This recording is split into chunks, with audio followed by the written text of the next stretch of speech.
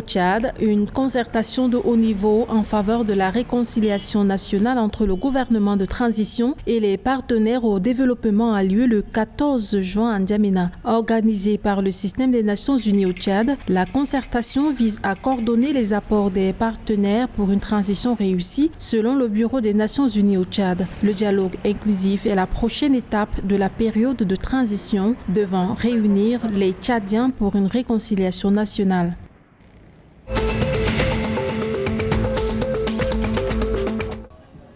Installation du nouveau médiateur de la République centrafricaine. L'inspecteur d'État a procédé le 14 juin 2021 à Bangui à l'installation officielle du nouveau médiateur de la République. Le nouveau médiateur succède au magistrat décédé le 3 mai des suites de maladie. La nomination de Laurent Gbagba intervient à un moment où la Centrafrique traverse une période de transition difficile et surtout au moment où le président Faustin Archange Touadéra prévoit la tenue d'un dialogue national pour un retour à la paix dans le pays.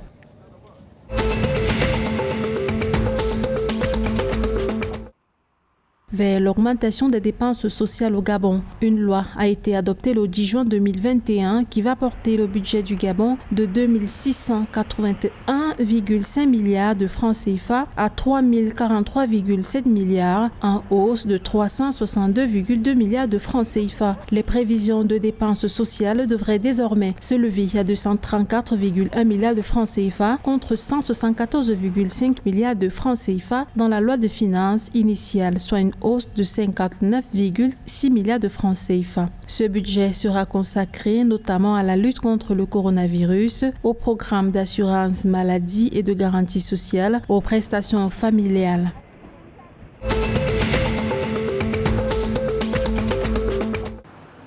Le gouvernement camerounais, à travers un communiqué signé le 14 juin 2021, a donné une chance aux propriétaires des véhicules non dédouanés de se mettre en règle sans payer d'amende. Le ministère des Finances en a fait lancer une application dénommée Cosmos, un projet qui permet par l'introduction du numéro de châssis de vérifier le statut douanier des véhicules importés au Cameroun dans la base de données du système CAM6. Cette initiative devrait limiter la contrebande et permettre aux usagers de régulariser le statut douanier de leur véhicule sans amende d'ici le 31 décembre 2021 avant d'éviter tout désagrément éventuel lors des contrôles douaniers.